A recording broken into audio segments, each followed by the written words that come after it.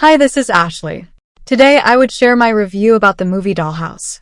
In Dollhouse, Rustin Baron Geisler is an irresponsible drug addict and an exceptionally untalented singer in a Philippine band. In flashbacks and flash-forwards, we learn he lived a previous life in Rotterdam, where he married Sheena, a lovely woman who left him over his stubbornly wayward behavior. Several flashbacks later, we learn that Sheena had his daughter and was raising the child with a Dutch man until both died in a car accident.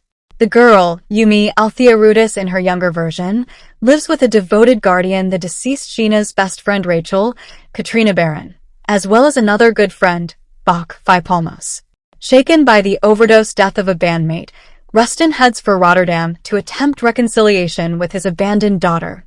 He uses a false name when meeting Bach and Yumi on the street. Implausibly, Bach asks the total stranger to babysit Yumi. Rustin continues to drink and use drugs, and behaves irresponsibly enough to give nightmares to parents of young children who watch this. The movie opens and closes in the present day, in which the grown Yumi, Mary Joy Apostle, finally learns the truth about her dad.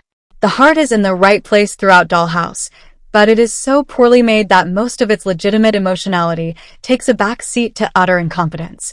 There is now a large cohort of mediocre international movies out there, many funded by content-hungry Netflix. The generous funding occasionally results in great work by talented people, but it more often produces titles that exponentially increase the percentage of junk out there. Perhaps director Maria Ancheta will eventually learn the fundamentals of coherent filmmaking, but in this go-round, she begins with 5 or more flashbacks that whip past us in the first 10 minutes and leave us wondering where in time we are. Continuity is out the window. A random shot shows a clock tower reading 8:50.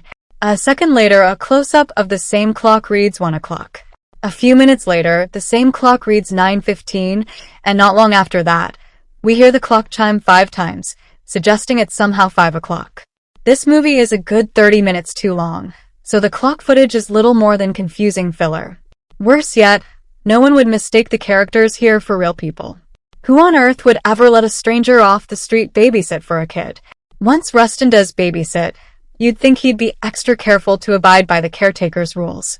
But against orders, he takes the girl somewhere and leaves her out of his sight. 2 big no-nos. After he's asked to stay away, he whisks her to a hotel and refuses to tell her adoptive mother where they are all night.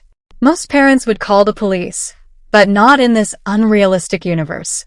Clearly, Rustin is in the grip of the disease of addiction, but he also has an ego that makes him hard to love. This is supposedly based on a true story, but that doesn't make it a good movie. Hope you like this video. Thank you for watching.